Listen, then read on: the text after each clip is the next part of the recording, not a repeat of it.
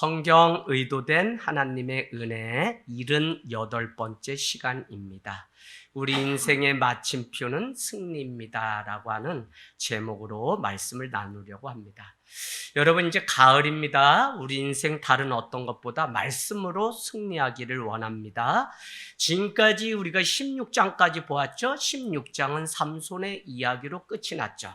삼손은 구별된 자 나시리님의 또 불구하고 하나님의 영이 임할 때 그는 놀라운 일들을 행했던 자입니다. 그러나 그가 그 드릴라라고 하는 여인에게 자기의 약점을 알려주게 되면서 힘을 잃게 되죠.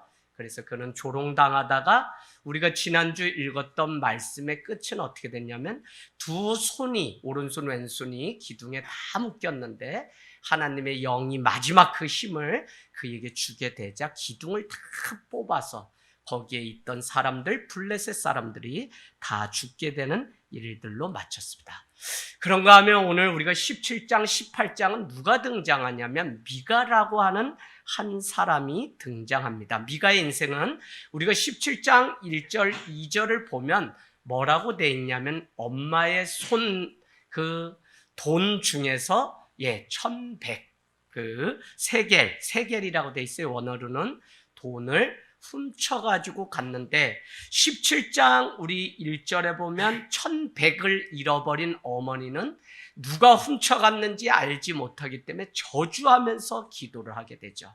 그랬더니 그것을 들은 오늘 미가는 어머니에게 내가 그것을 가져갔습니다 라고 실토하고 고백하게 됩니다. 어쨌거나 우리가 21장까지 오늘 사사기를 다 보면서 본받을 사람이 있냐? 전혀 없다는 것이고 믿음 가운데 우리가 경각심을 가지고 어떻게 살아야 하는지를 우리에게 가르쳐주고 있는 것입니다. 그런가 하면 19장에서 21장까지는 베냐민 지파의 사람이 등장하게 됩니다. 물론 그 사람들도 온전하지 않죠. 그래서 그들의 실수로 말미암아 이스라엘 지파와 베냐민 지파의 큰 전쟁이 일어나게 됩니다. 여러분, 우리도 살아가면서 때로는 본이 되기 때문에 따라가야 하는 사람이 있고 때로는 그렇지 않은 사람이 있는 것처럼 오늘 21장까지는 미가부터 레위 사람들은 한 명도 따라갈 사람이 없다는 것입니다. 우리는 유유상종이라고 해서 같은 사람끼리 모이면 다 죽어요. 그래서 늘 자기의 인생의 신앙의 멘토로 삼을 사람을 따라가야지 그냥 말하기 좋아하고 그냥 이렇게 감정에 따라서 하면 친목 모임에 불과하기 때문에 신앙생활을 잘해야 되는 게 바로 오늘 이와 같습니다. 여러분, 오늘 말씀 사사기의 결론은 17장 6절에 가서 표시해 놓으세요. 17장 6절. 또 읽겠습니다. 21장 25절로 가세요. 사사기의 마지막 결론은 21장 마치면서 25절에 그때 이스라엘의 왕이 없으므로 사람이 자기의 소견에 옳은 대로 어떻게 해요? 행하였다라는 것입니다. 그래서 왕이 없으나 사람들이 자기의 마음대로 행하는 그 일, 그러나 왕이 없기 때문에 자기의 마음대로 했냐? 그게 아니라 우리는 사무엘상 3장 1절 2절에 보면 뭐라고 돼 있냐면 이상이 희미했다, 말씀이 없었다라고 하는 그 표현이 나와 있는 것을 보면 그들은 왕이 없기 때문에 자기 소견대로 한 것이 아니라 말씀이라고 하는 기준이 없기 때문에, 말씀을 우리는 뭐라 그러죠? 캐논이라고 합니다. 캐논은 눈금, 자라고 하는 의미가 있어요. 그래서 말씀이 뭐냐? 우리 인생의 자가 되고 우리 인생의 눈금이 돼요. 그래서 성경을 캐논이라고 하는데 그 기준이 없기 때문에 바로 무너지는 일들을 오늘 지적하고 있습니다. 17장, 18장 엄마의 돈을 훔쳐갔던 그 일을 놓고 저주 기도를 하게 되고 미가는 그 일을 실토하게 되죠. 그때 엄마는 얼마를 돌려주게 되죠? 얼마를? 17장 4절에 가서 200에 여러분 표시해 놓으세요. 원래는 1100세겔을 훔쳐갔는데 그 얘기를 듣고 엄마는 뭐라고 얘기하냐면 2절의 끝에 보니까 여호와께 너가 복을 받기를 원한다 하고는 그 중에서 200을 주었다는 것입니다. 그런데 여러분 200을 주었는데 그것 가지고 4절 이렇게 읽어보면 뭐 했다 그래요? 그것을 가져다가 한 신상을 새기고 한 신상을 부어 만들었으니 그 신상이 미가의 집에 있었다는 거예요. 아니, 이 은혜로 용서함 받고 돈을 돌려받았는데 오늘 미가라고 하는 이 사람은 어떻게 했냐면 그것을 하나님의 은혜로 돌리지 않고 바로 신상을 만들었는데 오늘 5절에 보니까 신상뿐만 아니라 그것에 드랍인가 뭐를 만들었다 그래요? 에봇을 만들었다는 것입니다. 여러분 잘 따라가고 계시나요? 제가 말을 조금 빨리 해서 여러분 말씀을 좀 읽혀야 되겠다는 마음이 들어서 조금 빠르게 가고 있습니다. 자, 제사장이 입는 마지막 옷이 무엇이냐면 에봇이죠. 그런데 오늘 왜 미가는 그 돈 200세겔을 받은 것 중에서 왜 하필이면 그 에봇을 만들어서 그 집안에 두었을까라고 하는 의문을 우리가 가져야 됩니다.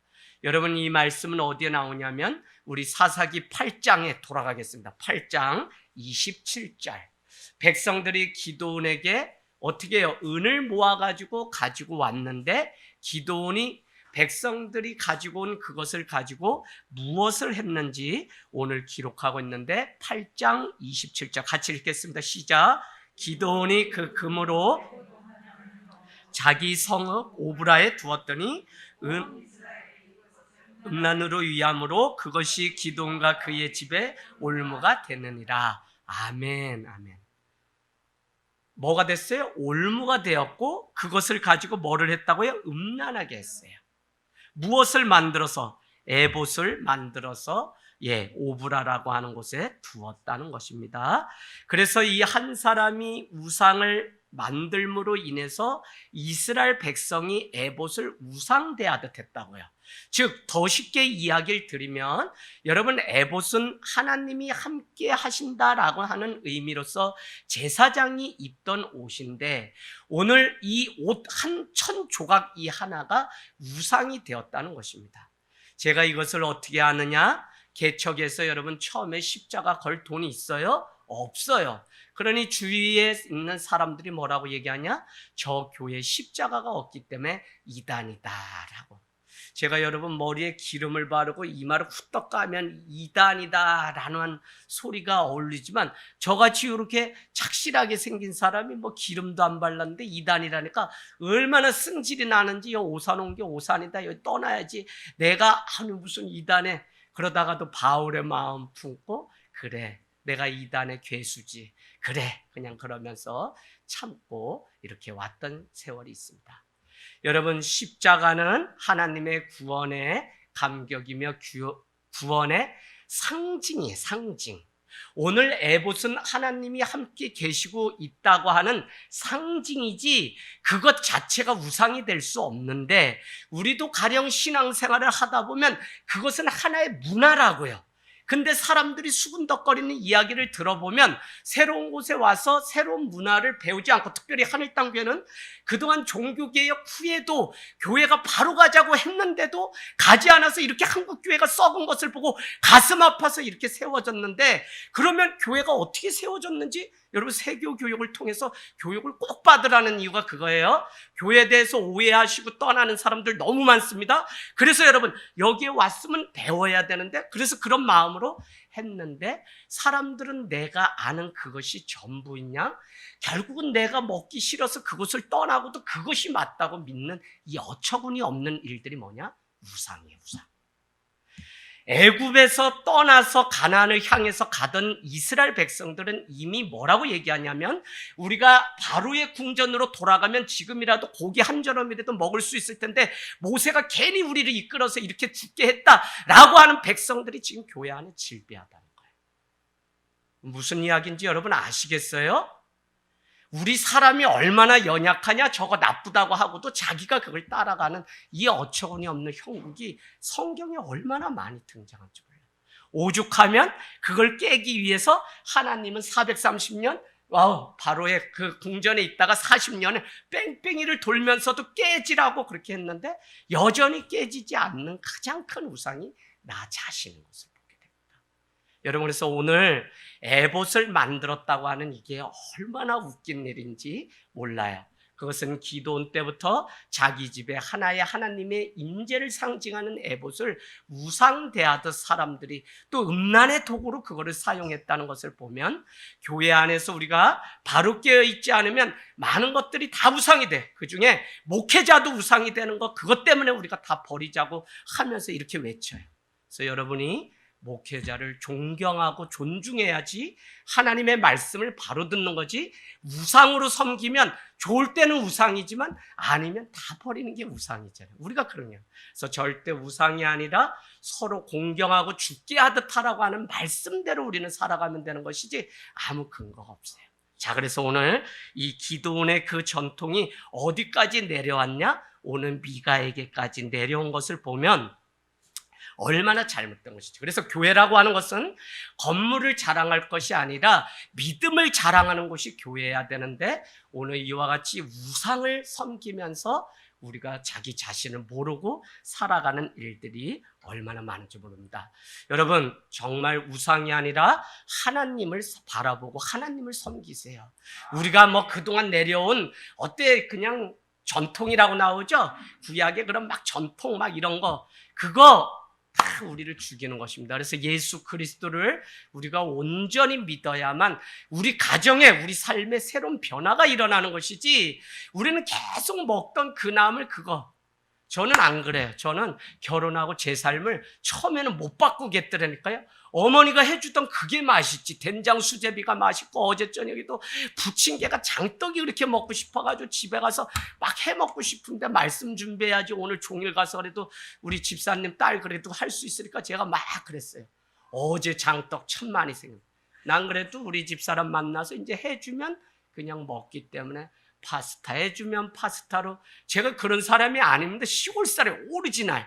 그런데도 하나님이 내가 가지고 온 전통 그런 거 다 버리는 거죠. 우리 시골 문화는 3번을 권하는 게 있어요. 그래서 드세요. 아니에요. 안 먹어요. 배불러요. 또 드세요. 또 안 먹는다고요. 어머니 하세요. 이 자네는 날 괴롭히려고 우리 집에 장가 왔나? 문화가 다르더라고요. 여러분, 우리가 문화와 복음을 잘 구분하셔야 돼요. 여러분, 실족한 자를 연자맷돌에 매여서 던지는 게 낫다. 그거는 그 말의 의미를 아셔야 되는 거지. 그만큼 실족하면 안 된다, 하게 하면 안 된다는 의미지, 실제 우리 그런 사람 다 데려다 저 한강에다가 연자맷돌에 목해가지고 던져요? 문화라고요. 복음과 문화를 잘 구분하셔야 돼요. 자꾸 왜 11시에 예배 안 드리고 뭐 10시 반에 하냐, 이런 건 다 그 지역과 나라마다 다 다른 거예요. 그럼 우리 교회가 공동체가 약속한 그게 문화라. 그게 문화라고, 문화. 그래, 그 문화가 나쁘지 않으면 지키는 거죠. 그 외의 게 복음. 그래서 복음은 뭐냐? 성경에 이렇게 그림을 그리면 가운데 것만 복음이고 나머지는 다 복음을 설명하기 위한 문화예요. 왜? 사해 바다가 너무 짜기 때문에 연자맷돌에 목을 매달아서 던질 정도로 짜기 때문에 그런 문화 속에서 나온 거라고요. 그죠? 드레핀 백합화를 보라? 백합화가 그렇게 많으니까 예수님이 설명한 거지, 다 드레핀 백합화만 봐요? 아니죠. 여러분, 추수감사주일, 저기는 뭐 이스라엘은 또 그렇게 하지만 우리는 우리식으로 추석에 맞춰서 하는 게 낫다, 이래서 날짜를 바꾸는 교회들도 있어요. 앞서가는 교회들은. 물론 그게 뭐 낫다 그런 의미가 아니죠. 문화라고요. 그래서 복음과 문화를 잘 구분하지 못하면 교회를 평생 다녀도 여기에 오르간을 왜 이쪽으로 옮겼냐고 평생 싸우는 교인들이 저 큰 교회는 너무 많다니까. 제 주변에 요새 이제는 나누는 것도 잘 못하고 자기 속 얘기도 잘 못할 정도로 3년 코로나가 그러니까 주변에 교회가 깨지고 갈라지고 자기들끼리 막 팔뚝 꿇다고 얘기하다가 그 무너지는 일이 주변에 너무 많은 거 보고 내가 안타까워요. 여러분, 입에 곰팡이 나요? 마스크 그냥 벗고서 집에서라도 시큰 얘기해야지. 말들을 안 해. 속에 있는 얘기 있으면 해야지. 할렐루야, 할렐루야. 네, 자, 우리 시간 없어요? 자, 레위인이 어디 등장하죠? 17장, 19장 등장하죠. 17장에 등장하는 사람은 17장 1절에 에브라임 산지에 미가라고 하는 사람이 등장하고, 17장 7절에 유다 가족이 속한 유다 베들레헴에 한 청년이 있는데 그는 레위인이고 그곳에 거주하게 되었다는 것입니다. 이 청년이 오늘 미가와 연결이 되기 때문에 바로 이어서 등장하는 거죠. 19장에는요, 레이라고 하는 사람이 있는데 첩을 둔 이야기가 나옵니다. 근데 두 사람은 둘 다 공통점이 뭐냐? 베들레헴 출신이고 둘 다 결국 타락했다는 겁니다. 그래서 17장 7절에 여러분 보면 소년이 한 집안의 제사장이 되어달라고 하는 미가의 부탁을 받고 그대로 따르게 되죠. 여러분은 원래 레위는 누가 하는 것이죠? 각 지판에서 하나님께 예배를 드리는 일을 관장하던 자입니다. 더구나 이 사람이 미가의 집에 머물게 되면서 미가가 말하기를 뭐라고 얘기하냐면 10절 한번 보실까요? 10절 미가가 그에게 이르되 내가 나와 함께 거주하며 나를 위하여 아버지와 제사장이 되라. 17장 10절입니다. 내가 해마다 은 열과 의복 한 벌과 먹을 것을 주리라 하므로 그 레인이 들어갔더라. 한 소년이 레인이었는데 그에게 내가 해마다 너에게 이런 것을 줄 테니 너는 나를 따르라 라고 이야기를 했다는 것입니다. 여러분, 그래서 오늘 이것이 얼마나 잘못된 것인지 우리에게, 레위인은 아무나 되는 것이 아니죠. 우리는 레위기서나 출애굽기를 통해서 누가 레위인이 되는지 이미 다 보았습니다. 19장은 이스라엘 사람들이 얼마나 타락했는지 레위인이 타인들과 행음하고 도망친 첩을 찾기 위해서 첩의 친정인 유다 베들레헴으로 가는 장면이 19장 1절에서 3절까지 나옵니다. 다행히 장인이 중재하게 되고 장인의 유능성한 대접을 받고 4절 5절에 보니까 닷새 동안 그곳에 머물게 되죠. 그런데 레위인이 닷새 후에 그것을 떠나 자기 집으로 가던 중에 베냐민 기브온 땅에 유숙하게 되죠. 10절에서 21절에 보면, 그런데 베냐민 사람들이 얼마나 타락했는지 손님을 친절하게 대접하기는커녕 20장 7절에 보니까 그 자기 집에 들어온 이 첩가, 레인의 첩가 그 사람을 범하게 돼서 그와 내가 이렇게 관계하게 해달라라고 이야기하는 장면이 나옵니다. 어디에 나올까요? 자, 쭉 볼까요? 자, 네.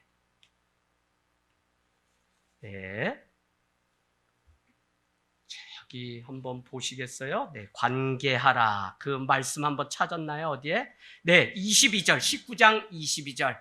그를 내가 관계하리라. 관계가 뭐죠? 성적으로 이렇게 하는 것을 관계하리라. 그래서 오늘 레인의 첩이 강간당할 뿐만 아니라 그가 시체가 되어서 죽게 되는데 오늘 20장 7절에 베냐민 지파에게 너희가 내 아내를 그렇게 했으니 너희가 어떻게 할지 의견과 방책을 나에게 알려달라 했는데 그들이 그것에 대한 잘못을 이렇게 하는 게 아니라 오히려 전쟁을 준비하게 되고 이에 화가 난 레위인은 그 아내의 시체를 12조각으로 내어서 그냥 던지게 되죠. 그래서 이것이 하나의 싸움이 빌미가 돼서 21장까지 계속적으로 싸움이 일어나는 것을 우리는 볼 수 있습니다.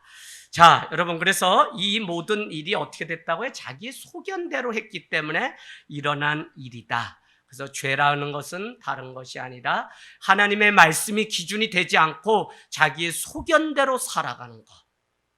저에게 우리 집사님이 전화 왔어요. 목사님, 교회가 어렵기 때문에 교회 11주를 해야 되는데 형님이 선교사로 갔다 돌아오게 됐는데 개척교회로 부임하게 되었습니다. 목사님, 제가 어떻게 하면 좋을까요? 네, 집사님, 교회로 헌금하십시오. 집사님 조남으로 기꺼이 선교하는 교회인데 그대로 해서 보내드리겠습니다. 여러분, 자기의 소견대로 안 하셨어요, 집사님. 아시겠죠? 자꾸 사람들은 하나님의 이름을 팔면서 자기가 원하는 대로 보기 좋은 대로, 더구나 명분이 분명하면 거기에 나도 모르게 그냥 넘어가서 내 마음대로 살아가려고 하는 것들이 우리 안에 얼마나 많은지 몰라요. 여러분, 정말 우리 안에 우상이 있고요, 내 마음대로 살아가는, 그래서 이 사사기 쭉 읽고 하면서 정말 얼마나 타락한 세상 가운데 내 자신이 살아가고 있는지 집사람과 이런 이야기를 나눴습니다. 어쩌면 사람들이 점점 이렇게 자기의 유익대로 사람을 움직이고 부르는지 모르겠다. 여보, 우리도 그래. 우리도 다만 내가 선한 마음을 가지고 성도를 대하고 성도님도 그것이 은혜라고 받아들이기 때문에 하나님의 은혜 가운데 이것이 서로 아름답게 열매가 되는 것이지, 나도 내가 목회자이기 때문에 양심상 더욱 성도들을 찾아가고 불쌍한 영혼들을, 그러나 뒤돌아보면 하나님 앞에 떳떳하고 싶은 내 마음에 그게 있는 것처럼 세상 사람들이 다 그래. 그러나 복음이 기준이 되면 복음 때문에 행하기 때문에 다른 것이지, 사람이라고 하는 이 죄인의 본성은 자기의 유익을, 그래서 여러분 자기 소견대로 한다는 것을 쉽게 생각하지 말고, 말씀이 그 안에 없기 때문에 다 행하는 일들마다 뭐 선을 위해서 하고 뭐를 위해서 한다고 명분은 그렇지만 다 자기를 위해서 소견대로 행하는 사람들의 모습을 우리는 오늘 볼 수 있습니다. 여러분, 말씀을 읽고 아는 사람이 하나님께 그러기 때문에 더 가까이 나가서 말씀대로 살아가야 되는 시대에 우리가 지금 놓여 있는 것입니다. 그러면서 우리는 사람 앞에서부터 하나님 앞에 더 날마다 오랜 동안 서 있기를 기뻐하는 인생을 살아야지, 자꾸 사람들이 보는 이제야 사람들이 보는 그 신앙, 그거 아니요. 정직하지 않아요. 그래서 계속 하늘 땅 교회 오면 두 가지, 자발적인 신앙과 공동체의 책임의식을 가지고, 자발적 신앙 가지면 공동체의 책임의식 가지고 리더의 역할 감당하고 예배 감당하고. 왜요? 오늘 내가 여기에 없어요? 그러면 저 사람을 내 신앙의 멘토로 생각하는 성도가 분명히 있는데, 내가 한번 그 예배를 함으로 인해서 그에게 시험거리가 될 수 있습니다. 여러분, 이게 뭐예요? 공동체를 책임을 있어요. 헌금 왜 해요? 공동체를 함께 세워서, 물론 이것 가지고 교회만 이러려고 한 게 아니다.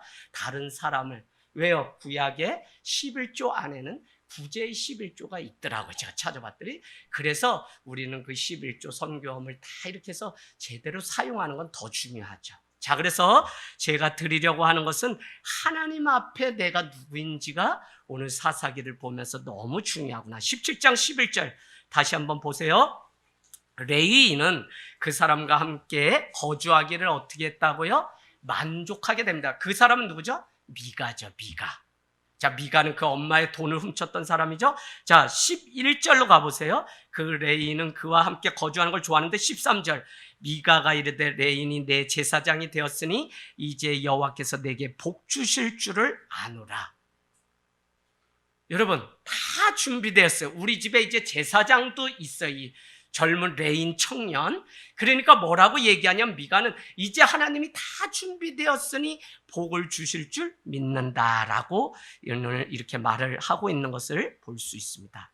다 준비되었는데 집안에 레인 제사장까지 있으니 복을 주겠다. 이것이 바로 착각이라는 것을 말씀드리려고 합니다. 18장 30절로 가세요. 18장 30절. 여러분, 18장 30절. 그는 모세의 손자요 게르솜의 아들인 요나단과 그의 자손과 단지파의 제사장이 되어, 단지파라고 돼 있어요. 단지파의 제사장이 되어 그 땅 백성이 사로잡히는 날까지 함께하게 돼. 누가요? 이 젊은 청년이 미가와 함께. 우리가 아는 것처럼 제사장은 아론의 자손만 될 수 있다고 분명히 말씀드렸죠. 그럼에도 불구하고 이 알지도 못하는 레위인이 제사장이 됐다는 거예요. 자, 두 번째는 게르솜은 뭐 하는 사람이었죠? 여러분, 출애굽기 다시 가서 반복하세요. 이럴 때 게르솜은 뭐 하는 사람은 성막을 어떻게 해요? 성막을 관장하던 자예요. 그런데 오늘 이 제사장이 된 미가가 선택한 자기 집에 머무는 청년이 게르솜, 어디요? 뭐라고 얘기하냐? 게르솜의 아들인 요나단과 그의 자손 단지파의 제사장이 되었다. 그러면 이 두 가지가 다 문제가 지금 있는 거예요. 아무나 제사장, 아무나가 아니라 바로 이게 문제이죠. 그래서 여러분, 그 제사장은 단지파의 제사장으로 영전하게 되지만 이것이 얼마나 잘못되었는지 우리는 성경을 깨뚫어서 계속 볼 줄 알아야 돼요. 자, 그래서 여러분, 구약을 그냥 막 이잡도 지금 왔다 갔다 하려고 하니까 이럴 때 여러분 기억 안 나시면 게르솜이 누구지 하고 검색해 보시고 하면서 말씀을 한번. 그래서 제가 수요예배를 올해는 10편까지 다 끝낼 거예요. 이거. 예, 제가 아주 막 작정했어요. 그리고 내년에 이렇게 해서 계속적으로 수요예배를, 정 여러분이 어려워하면 칠판을 갖다 놓고 차라리 설교 형식으로 할까 저도 어려운데 그냥 이렇게 성경 공부처럼 하려고 하니까 말씀이 우리 안에 있기를 원합니다. 자, 그래서 여러분, 우리 역시 종교 생활을 위해서 부름받은 사람이 아닌데 우리를 자녀 삼으신 하나님의 뜻을 잊어버리게 되면 살아계신 하나님을 진짜 우리가 경험하지 못하면 오늘 레이 이 청년과 미가처럼 하나님 위해서 살고 자기 집에 제사장이 있고 다 준비되었지만 거짓된 예배를 드리는 일들이 그 안에 있다는 것입니다. 아무리 세상 것 다 준비해도 성도는 말씀대로 살아가지 않으면 다 날아가는 거예요. 그래서 여러분, 오늘 제가 정확히 살라, 특별히 여호수아서부터 계속 자기의 소견대로 행했다. 2장에도 나오죠. 사사기에 그 백성들 다음 세대가 자기 소견대로 하기 때문에 하나님을 알지 못했다. 누가요? 여호수아와 그때의 그 장로들이 다 죽은 후에 몰랐다는 거예요. 여러분, 우리 교회가 60여 명 주중예배 드리던 교회인데 회복이 필요합니다. 아이들이 몇 명 했냐? 20여 명 이상 나왔어요. 저는 아이들이 귀했던 거예요. 왜요? 많은 교회들이 어른들 다 가고 애들은 안 나와도 되는 예배, 아이들은 헌금 안 해도 되는, 절대 정확하게 가르치셔야 돼요. 그러지 않고는 이 교회가 여러분 우리 자녀들에게 물려진다는 보장이 없어요. 이 아이들이 어디서 바로 들은 적 있어요? 한 번도 집에서 교회에서 다 입 맞추는 교육 받고도 다 그렇게 살아왔지. 그래서 여러분이 주중에도 우리 아이들 잘 예배 가운데 세우는 일들 부모가 해야 돼요. 이제는 다 컸으니 맡겨놔서는 안 돼요. 여러분, 기준이 정말 분명해야 돼요. 제가 요즘 계속 수요예배 설 때마다 하나님이 마음을 아프게 하시고 자꾸 지금 어떤 때인지 보여주시기 때문에 제 나름대로는 급한 마음도 있고 여러분이 말씀대로 좀 살아가는 교회, 이제는 한 명이 남아도 좋다는 마음으로 목회하려고 하니까 여러분이 목회자의 이런 마음 아시고 정확하게 사시기를 원합니다. 자, 18장 1절로 가세요. 그때 이스라엘이 왕이 없었고 단 지파는 그때 거주할 기업의 땅을 구하는 중이었으니 이는 그들이 이스라엘 지파 중에서 그때까지 기업을 분배받지 못하였습니다. 누가요? 오늘 미가와 제사장이 된 그 청년이 단지파의 제사장이 되었는데 문제는 무엇이냐? 땅이 그들에게 없었다는 거예요. 여러분, 성경을 모르면 우리가 이것이 맞는 말인 것 같지만 그렇지 않습니다. 여호수아 13장에서 24장까지는 땅을 분배하는 내용이 쭉 나왔죠. 그 중에서 여러분 19장에 보면 단지파도 땅을 분명히 받았습니다. 에브라임과 단지파가 서로 붙어 있었다고 말을 하고 있는데 사사기 1장 34절 얼른 가세요. 사사기 1장 34절. 사사기 1장 34절. 오늘 단지파가 왜 분깃을 받고 땅을 구하러 이렇게 에브라임 산지까지 와서 이와 같은 일들이 일어났는지 1장 34절 우리 읽겠습니다. 시작. 아무리 족속이 단조선을 산지로 몰아넣고 골짜기로 내려오기를 용납하지 아니하였으며. 아멘.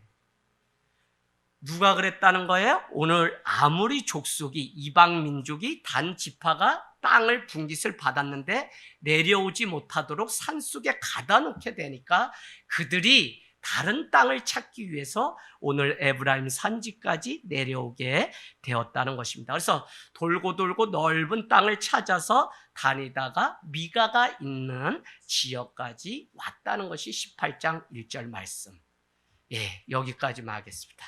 자, 그래서 어쨌거나 사사기는 21장 25절 왕도 없고 말씀도 없기 때문에 그들은 자기의 소견대로 살아갔다라는 것입니다. 룻기로 가겠습니다.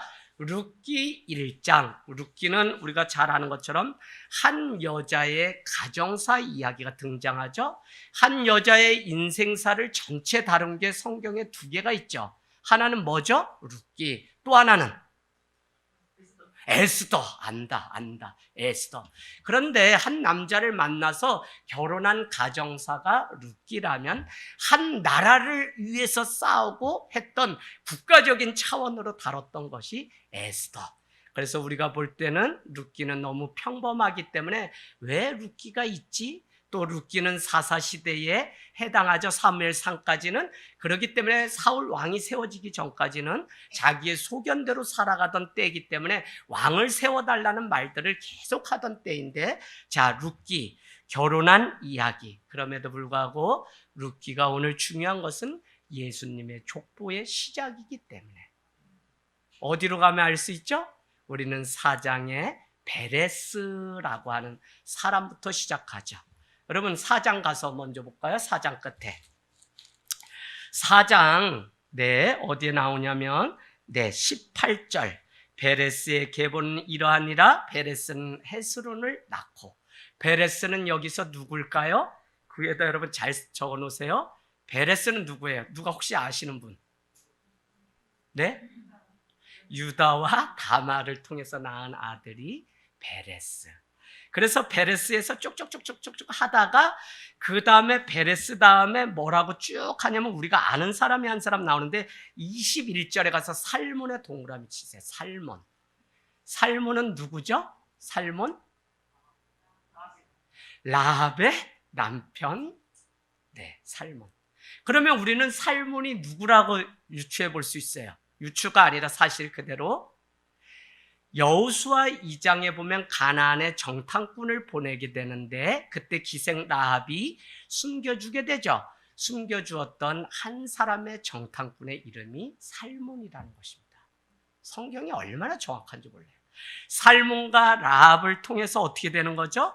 오늘 보니까 보아스를 낳았고, 보아스는 결국 누구랑? 룻과 결혼하게 돼서 거기 안에서 오벳을 낳게 되고, 그 다음에 2세 다윗, 예수 그리스도가 등장하게 되죠. 그렇기 때문에 여러분, 평범한 한 여자가 남자를 만나서 결혼한 이야기가 아니라 오늘 룻기가 중요한 것은 예수님의 족보를 준비하신 하나님의 놀라운 계획이 그 안에 감춰져 있다는 것입니다. 그래서 다윗과 예수 그리스도의 족보는 마태복음 1장에 가보세요. 마태복음 1장 5절에 쭉 했는데 생명의 족보의 특징은 무엇이죠? 낳고입니다. 아브라함이 이삭을 낳고. 아빠, 왜 남자가 남자를 낳았다고 하나요? 하는데 이스라엘의 족보 방식은 바로 그렇습니다. 그래서 가문을 세워가는 이 남자, 아버지가 얼마나 중요한지 몰라요. 그래서 이 사실을 아는 분이 오늘 몇 분이 여기 남자분이 계신데 이분들이 너무 귀한 거예요. 여러분, 물론 현숙한 아내를 통해 가정은 세워져 가지만 족보는 뭐라고 얘기했냐? 생명의 족보는 낳고. 그러면 여러분 역대하부터 쭉 많은 족보들 보세요. 다른 곳에는 누가 낳고 몇 세를 살다가 죽더라. 죽음의 족보는 그렇게 나옵니다.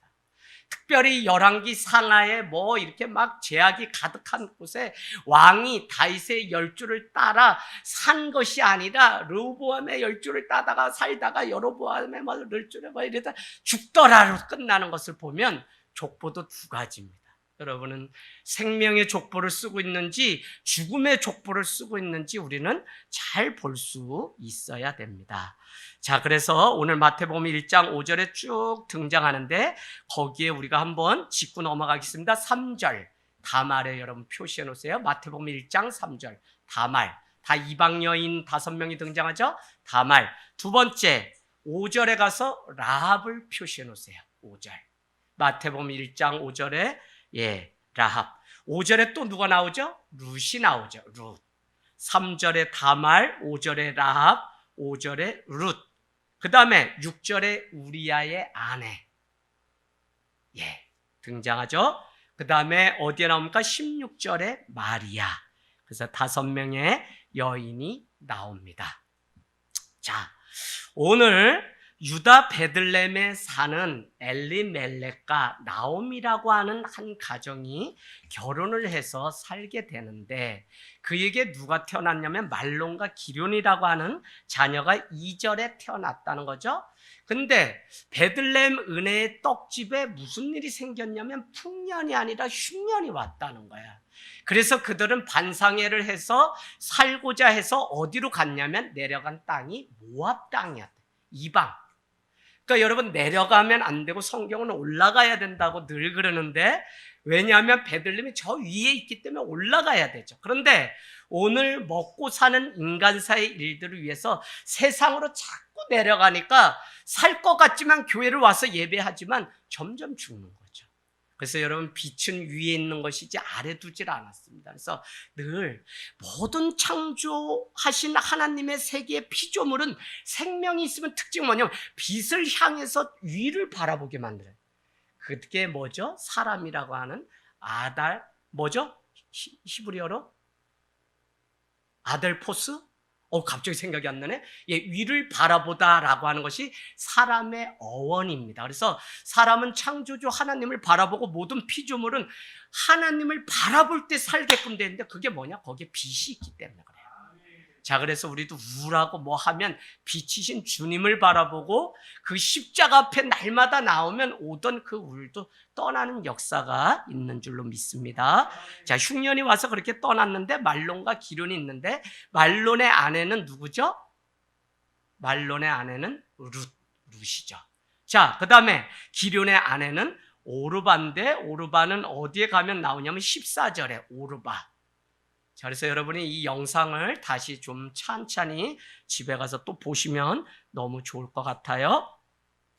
자, 그러면 제가 오늘 여기서 재밌는 게 무엇이냐면 룻은 모압 여인이고 룻은 룻기의 주인공인데 예수님의 족부에 올라가고 다윗의 계보에 등장했다는 것이죠.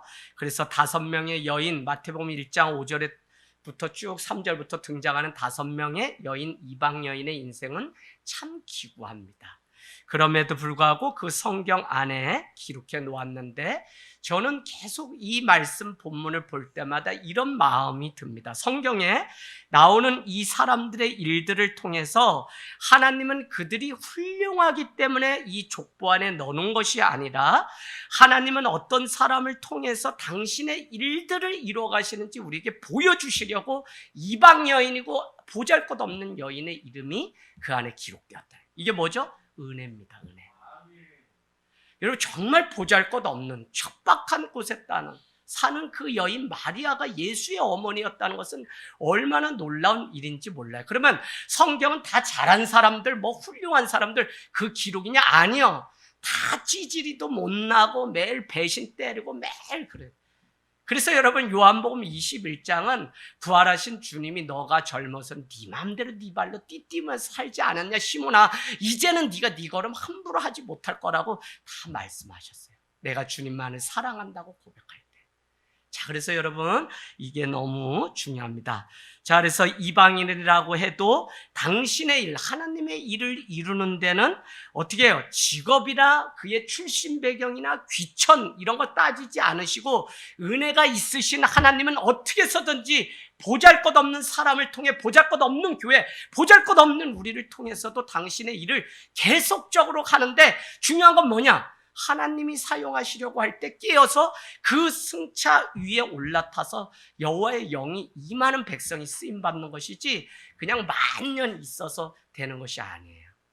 그래서 여러분, 하나님은 타이밍, 카이로스, 그때 하나님이 내게 오는 이 말씀을 통해 무엇을 주시기를 원하는지 그때 그 때를 잘 구별하는 게 우리 신앙에 있어서 너무 중요하다는 말씀을 드리려고 합니다. 그래서 하나님을 알지 못하던 이방인이었던 우리에게도 예수님이 오신 것이고 오늘 하나님을 너무 잘 아는데도 그 하나님을 아들 예수 그리스도를 믿지 못하는 유대인을 위해서도 이스라엘의 저 유대인을 위해서도 예수님이 오셨으니 예수님의 오셨다고 하는 이것은 얼마나 놀라운 은혜인지 모른다.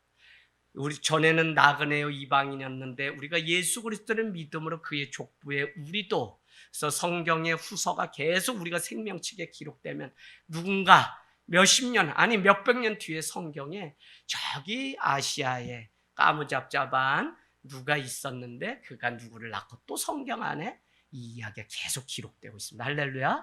여러분, 이게 끝이 아니라고요. 성경 우리의 삶이 또 여기에 기록되는 것이에요. 그래서 얼마나 우리는 위대한 일들을 지금 준비하면서 살아가는지 모릅니다. 자, 1장 1절에서 3절 보니까 우리가 말로 다 할 수 없는 기구한 운명. 그래서 어떻게 나오미의 인생을 우리는 위로할 방법이 없어요. 왜요? 그 남편도 모압 땅에 살자고 갔는데 잃게 되고 두 아들 말론과 기론도 죽게 되고 남은 것은 자기를 비롯하여 룻과 오르바라고 하는 이 과부 3명만 남게 되었으니 얼마나 기구하냐고. 그래서 여러분, 그는 같이 갈 수 없기 때문에 너희가 이곳에 남고 나는 돌아가겠다고 10절에 그렇게 이야기를 합니다. 내 백성에게로 돌아가겠다. 그러면서 너희는 아버지께로 돌아가라 라고 이야기하죠. 12절, 내 딸들아 너희는 아버지 집으로 돌아가라. 그게 어디죠? 모압이죠. 여기에 남으라. 나는 내 고향으로 다시 흉년이 왔던 곳이지만 나는 내 고향으로 돌아가겠다라고 말을 합니다. 자, 그런데 그때 누구요? 14절은 그들이 소리를 높여 다시 우는데 그 중에 더 크게 운 여자가 오르바일까요? 아니면 룻일까요? 네? 왜 오르바라고 생각하세요? 네, 저는 이거 이해해요. 가정이 불우하고 어려울수록 아침에 어린이집 보내면서 떠나는 차에 대고 막 잘 갔다 와 순시라 하이파이브 하는 집일수록 뒷조사해봤더니 집에 가면 애를 겁나게 때린다. 오늘 배신 때리고 떠날 그 며느리는 울어도 엄청 울고 더 울고 막 어머니 내 마음이 찢어져서 막 예. 그러겠지 안 그러겠어요?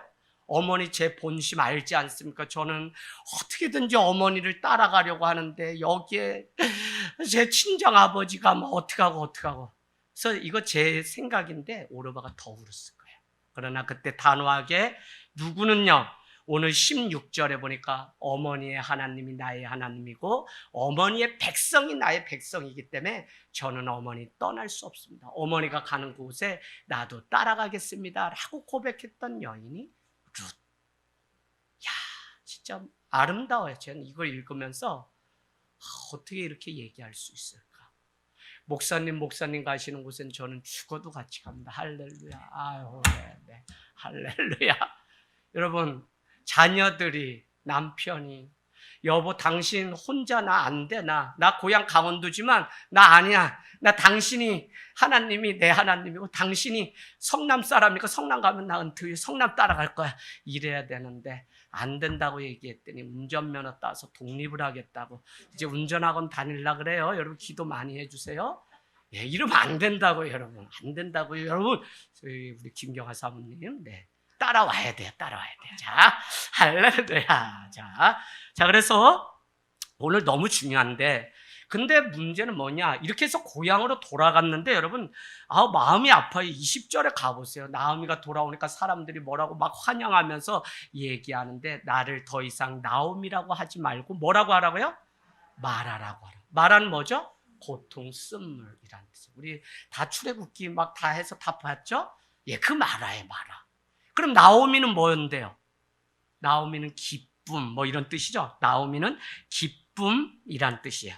그러니까 자기의 인생이 얼마나 기구하면 두 아들 있고 남편이 이런데 더 이상 나를 기쁨이라고 부르지 말고 고통이라고 불러달라고 이야기를 하는 것을 봅니다. 그날부터 룻의 인생은 시어머니를 모시고 자기의 목숨을 연명하기 위해서 나간 곳이 밭이라는 것이고, 여러분 오늘 우리가 이 말씀을 읽을 때 보아스라고 하는 사람을 만나게 되는데 보아스가 참 선한 사람이구나 라고 생각할 수 있는데 그게 아니에요. 우리는 늘 말씀에 입각해서 생각을 해야 되는데 레위기 봅시다.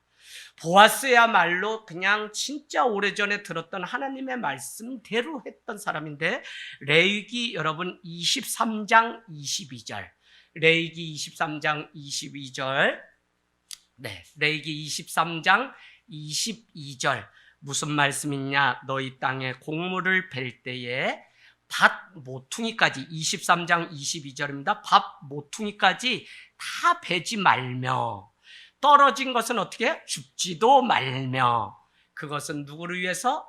가난하거나 거류민 나그네를 위해서 이방인들이 먹게끔 두라는 것입니다. 그 말씀이 여호와의 말씀이기 때문에 오늘 보아스는 이와 같이 그 밭에 이렇게 우리가 막 까치밥이라 그래서 그것을 둔 것이지 그 선한 사람이기 때문이 아니에요. 선한 사람은 없어요.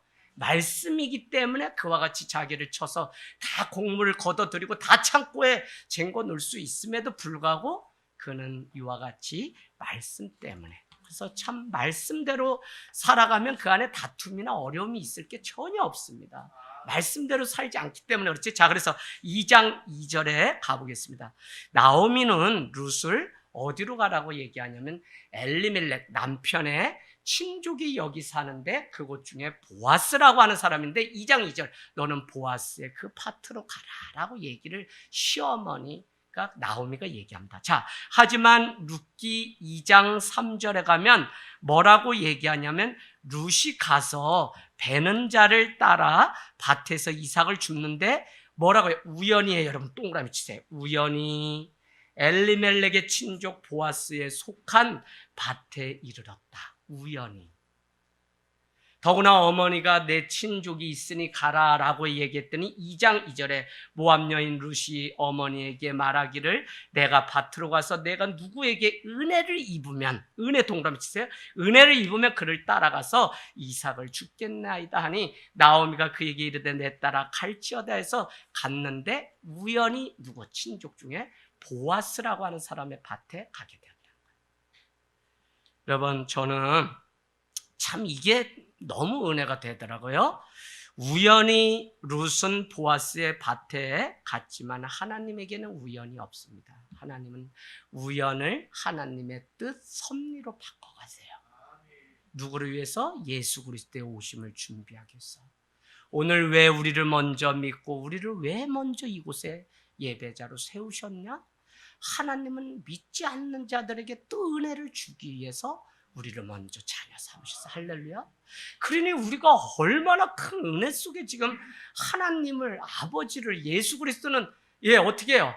예수 그리스도는 영이 아니면 우리를 그가 주라고 고백하지 못하죠. 그러니까 우리 감히 할 수 없는 존재인데 예수 그리스도. 여러분 예수 그리스도는 주다라고 하는 주의 의미 첫 번째 뭐였죠? 로드. 그는 내 삶의 주인입니다 라는 의미가 주님이란 뜻이에요. 로드 지저스. 자, 두 번째는 뭐라 그랬어요? 주라고 하는 단어를 잘 아셔야 돼요. 세이비어, 구원자라는 의미예요. 우리가 주님 하면 그 고백에는 뭐가 있냐면 뭐요? 네, 당신은 나의 주권자, 나의 주인이시며 나의 구원자이십니다 라는 고백이 바로 주란. 그래서 우리 기독교 예수 그리스도를 믿는 종교는 예수 그리스도의 이름으로 기도합니다라고 하지 우리가 하나님의 이름으로 기도합니다가 아니에요. 기독은 예수 그리스도를 기독이라고 하기 때문에 여러분 이런 거는 누가 설명을 잘 안 해주고 그냥 오래전부터 내려온 그냥 관습대로 우리가 자꾸 하기 때문에 제가 다시 설명해 드리는 거예요. 근데 이걸 잘 몰라요 우리가.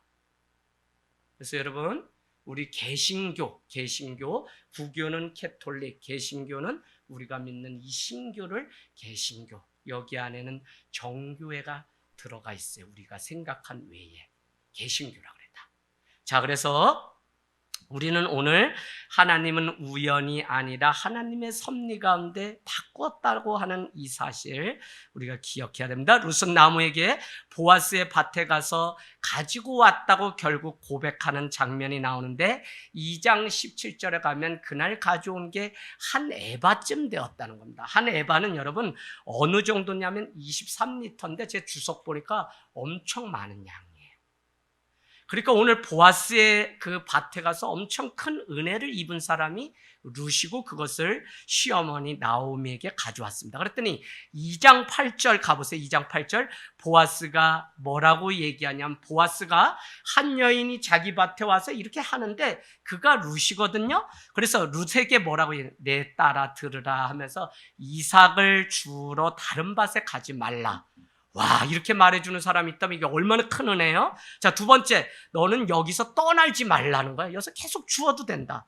세 번째는 나의 소녀들과 함께 있으라.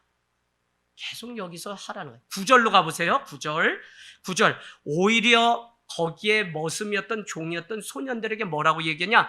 저 룻에게 함부로 명령하여 룻을 건드리지 말라고 보호해주는 일이. 그러면서 9절에는 너가 목이 마르면 어떻게 그릇에 가서 소년들이 길러온 물로 너의 허기를, 너의 목마름을 채우라고 얘기해요. 15절에 가보세요. 15절에 오히려 곡식단 사이에서, 너는 곡식단이 뭐예요? 곡식에 엄청 단을 쌓는데 거기에 막 떨어진 부스러기 엄청 많을 거 아니에요.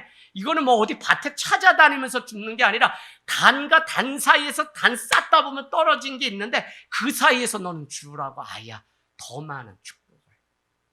여러분 참 에스더도 그죠? 은혜가 있었는데 오늘 룻의 인생도 은혜가 있어서, 그러니 가는 곳마다 한 에바 23리터쯤 줍는 것이 당연하죠. 오늘 보아스는 홀로 이렇게 돼서 과부가 되어서 자기 친족을 따라서 고향으로 돌아온 나오미와 룻의 그 영혼을 긍휼히 여기고 오늘 이와 같은 베푸는 은혜를 경험하게 됩니다. 여러분, 저나 여러분이나 다 하나님의 은혜 아니면 완전할 수도 없고 서일 수도 없는 존재입니다. 부디 내 잘난 맛으로 살지 말고 그냥 자기를 부인하고 자기 십자가를 따르라고 했기 때문에 날마다 죽으세요. 제가 어제 우리 김영자 권찰링 댁에 갔는데 개미 소리에다가 그냥 이랬는데 아프고 나니까 다 죽은 거죠. 그러니까 그 마음이 얼마나 심령이 가난하고 깨끗한지, 나도 좀 저렇게 믿어야 되는데 어떻게 하다 내가 이 오산에 와가지고 이런 사람 저런 사람 만나서 맨날 이게 뭐 목회가 뭐 그냥 행복하게 하려고 했더니 싸우다가 반나절 가고 또 웃다가 반나절 가고 저녁에 기도하다 반나절 가고. 제가 어제 그래, 죽으면 향기가 납니다. 내가 죽으면 그것에 꽃이 피는 거야. 내가 죽어야지 열매가 맺고, 한 목회자가 죽어야만 교회는 부흥하고, 또 우리가 죽어야만 누군가를 또 세우고 가정을 세우지. 왜 내가 죽어야 예수가 사는데 우리는 죽으라고 하는데 자꾸 자기 살겠다고, 말씀이 없으니까 자기 소견대로 자기 뜻대로 하고서는 하나님을 위해서 했다고 하니 이 엄청난 이 안타까운 일을 어떻게 누구한테, 얼마나 예수 그리스도가 십자가에 또 달려 돌아가셔야만 그가 다시 죽지 않는 일들이 일어나겠냐고요. 완전한 다 이뤘다고 말씀하시는데 왜 우리는 죽으라고 하는데 죽질 않고 계속 내 자아가. 그래 여러분, 날마다 죽노라 고백했던 이 사울의 고백이, 바울의 고백이 괜한 고백이 아니에요. 여러분, 아까도 말씀드렸지만 나는 다 깨끗하고 우리 다 된 것 같아. 그런데 그렇지 않아요. 어제 우리 최낙도 목사님이 말씀 전했는데 지적 찔림이 있더라고요. 나는 그냥 헌금도 하고 난 예배도 하고 뭐도 하고 그러니까 난 완벽한 사람이야 이렇게 생각할 수 있는데 그게 아니잖아요. 우리는 그냥 다 했다고 해도 하나님 앞에는 늘 부족하고 죄인이지. 할렐루야. 그것만 있다면 거기에 평화가 있고 사랑이 있고 다툼이 있겠습니까? 은혜가 있지. 여러분, 은혜가 우리의 삶을 움직이는 은혜가 있기를 원합니다. 자, 그래서 오직 예수 그리스도의 그 은혜로 살아가는 사람이 성도다, 성도. 자, 이제 말씀을 다 정리하고 마치려고 하는데 오늘 집에 돌아왔을 때 시어머니 나오미가 묻게 되죠. 2장 19절. 너가 오늘 어느 밭에 가서 누구를 만나서 이와 같은 은혜를 받았냐? 너를 돌본 자를 복이 있기를 내가 원한다 라고 2장 19절에 말씀합니다. 오늘 일하게 한 사람이 보아스라고 말하게 되는데 보아스의 이름은 뭐죠? 민첩함, 재빠름이란 뜻입니다. 오늘 보아스는 민첩하고 재빨라서 정말 이 도움이 간절히 필요한 사람이 누구인지 보았기 때문에 보아스라고요. 이제 아시겠죠? 보아스 잊지 마세요. 그래서 보아스. 그래서 오늘 그들에게 은혜를 주어서 한 에바쯤을 이렇게 거둬들이게 했다고 하는 이것이 너무 놀라운 큰 축복입니다. 자, 그래서 우리도 그래요. 우리가 주님께 드리고 우리가 가지고 있는 것, 가난한 자를 위해서 나누는 삶이 복이 있는 것입니다. 그래서 여러분, 움켜잡으려고 하지 마세요. 교회가 개척되고 가장 훈련받은 건 뭐냐? 사람들이 네 교회나 쓰고 너나, 지금도 그래. 선배님들은 니네 선교 많이 하지 말고 건물을, 너 나이 이제 50대면 언제 그거 할 줄 알아? 아니, 안 해도 된다고. 뭐 건물 꼭 져야 돼요? 그러면서 매일 얘기하는 게 져야 된다, 사야 된다. 그래서 여러분, 무슨 마음이 들었냐면 하나님이 주신 대로 마음 주신 대로 그냥 끝까지 순종하는 게 초심이고 그게 본질이겠다 하고 지금까지 달려가요. 그럼 뭐가? 빚이 져도 선교 작정했던데 보냈고 선교하고 얘 학원비 못 줘도 그러면 못했냐? 아니요. 전 요새도 우리 교회 이렇게 오면서 관심 갖고 있는 동네 뭐 이렇게 아파트 상가에 학원들 있죠. 원장님들 만나면 인사하기 바빠요. 목사님이셨다면서요? 제가 어느 교회 집사인데 유치원 그거 피아노 학원 안 받을게요, 목사님. 개척하셨다면서요? 어린이집 그거 생필품 뭐 이렇게 사서 가져오는 거에는 안 받을게요. 오산에 와서도 제가 혼자 여기 온 게 아니에요. 물론 여러분이 만나서 큰 은혜 입었지만 제가 1년에 한 200명 정도에게는 우리 교회가 이렇게 성장해서 잘 가고 있습니다 하고 선교 편지를 한번 보내는데 그분들이 기도해 주시고 여기까지 올 수 있도록 함께 그분이 서울에 있든 어디 있든 그냥 전국에서 여러분 한 교회가 세워지는 게 그렇게 쉽지 않잖아요. 그죠? 그래서 얼마나 큰 은혜를 입고 여기까지 왔는지 제 삶이 뭐냐? 그냥 있으면 나누고 남기지 말고 다 주자고 하는 게 그냥 마음이에요. 할렐루야. 그래서 여러분, 여러분도 그와 같이 목회자만 그렇게 사는 게 아니라 여러분이 정말 그런 삶을 같이 살면 우리 사회가 따뜻한 사회가 되지 왜 안 되겠어요? 저는 어제도 우리가 같이 기도하면서 5천만 원이 준비돼야 되는 성도님이 있는데 집에 쫓겨나면 안 되는데 우리가 같이 이제는 이게 창피한 일이 아니잖아요. 같은 지체고 한 가족인데 아니 그 5천만 원 없으면 나라도 해줘야 되는데 그리고 우리가 이제는 내놓고 기도합시다 해서 지난밤부터 작정하고 기도했어요. 하나님 반드시 이뤄주실 거예요. 할렐루야. 그래서 여러분 교회가 무엇인지를 잘 교회를 고민하면서 우리가 살아가는 이 일이 너무 중요합니다. 그래서 여러분께는 큰 사랑만 하세요. 사랑만.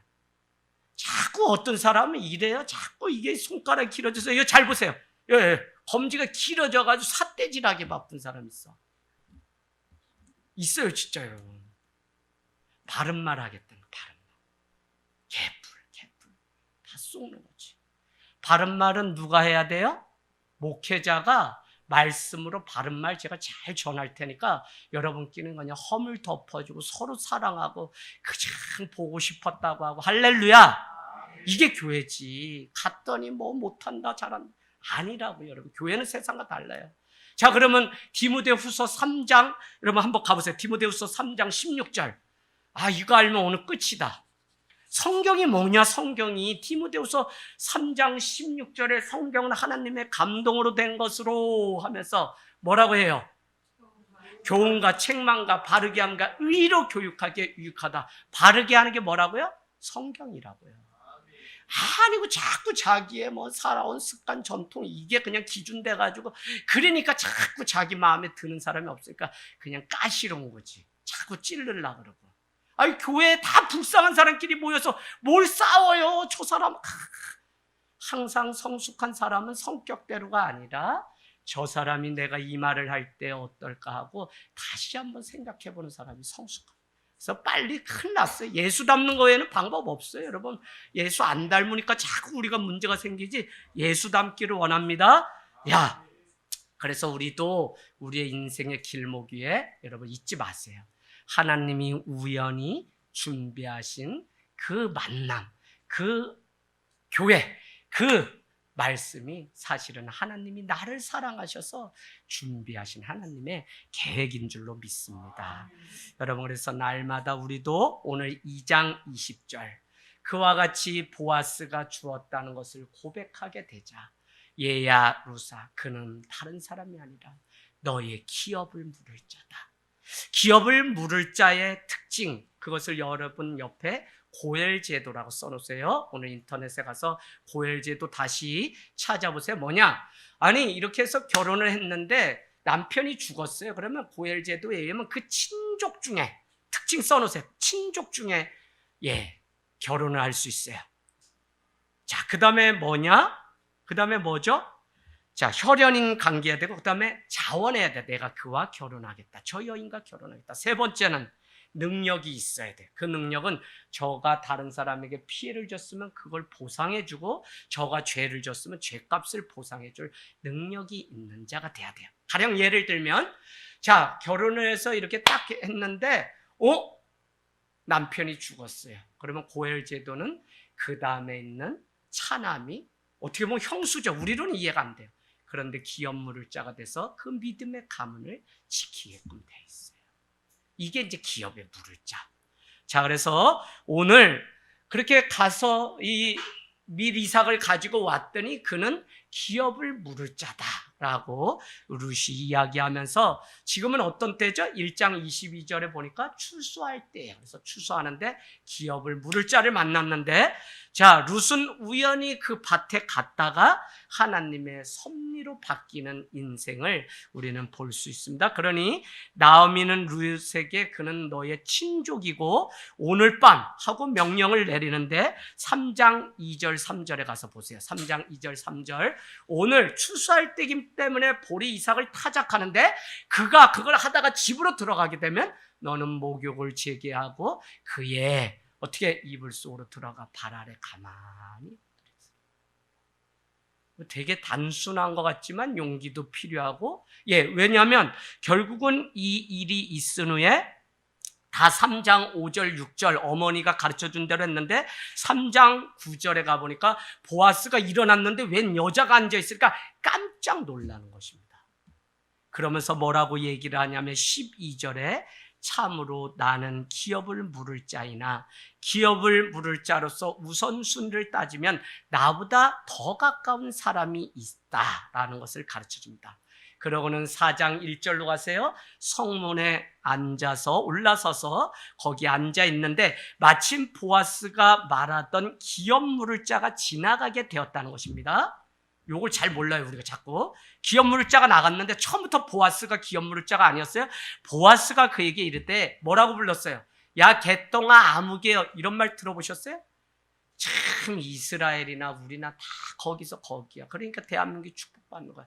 아무개야 개똥아라고 하고는 이리로 와서 앉으라 하니 그가 와서 앉았는데 남편이 죽은 이런 사람이 있는데 그가 결혼을 해야 되는데 그를 대신할 사람을 찾고 있다라고 합니다. 그래서 고엘제도 기업을 물을 자라고 하는 이 제도는 사실 미망인이나 이 하나님의 은혜를 입을 마땅한 권리라고요. 권리. 그렇기 때문에 오늘 이 여인 룻에게는 권리가 있는데 오늘 4장 2절에 가니까 이 일을 어떻게 처리하냐? 10명의 장로를 택하게 되고 그에게 묻습니다. 너는 그 여인에 대해서 의무를 다할 수 있느냐라고 물으니까 6절에 뭐라? 물으지 못하겠다라고 얘기해요.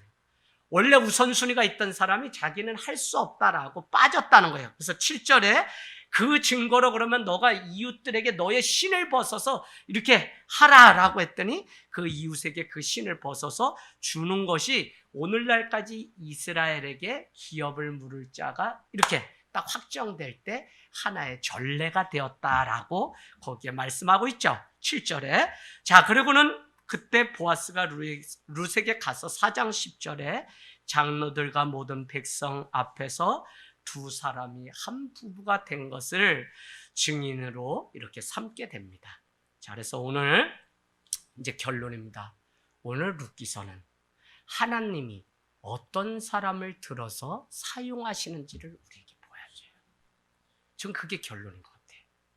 하나님이 이방 여인이었던 룻을 삼아서 그가 하나님의 일이 특별히 예수 그리스도가 오시는 족보로 하고 있는 것을 보면 하나님은 누구를 사용하시는 분이신지 우리에게 가르쳐주고 있다는 것입니다. 여러분, 그 기준은 무엇이었냐면 믿음입니다. 믿음이 없이는 하나님을 기쁘시게 못하는 거죠.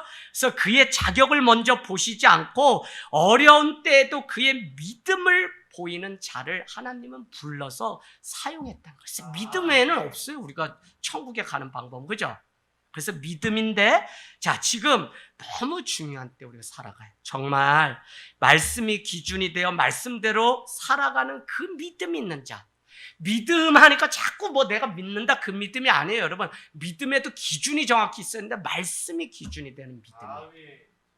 그래서 여러분, 할 수만 있으면 청교도라고 하는 우리의 이 조상들은 그 말씀을 그냥 기준으로 삼아서 살던 사람들이 개혁주의의 후예들인 바로 우리입니다. 그래서 우리의 감정이나 우리의 그런 게 아니라 내 지식이나 내가 살아온 방식, 그게 기준이 되면 반드시 그 열차는 탈선하는 것처럼 말씀이 기준이 돼서 나의 삶을 이끌어야지만 우리는 완주하고 끝까지 갈 수 있지, 내가 너무 많은 거에 자꾸 그럴싸하게 속아버리면 우리는 끝까지 완주하지 못해요.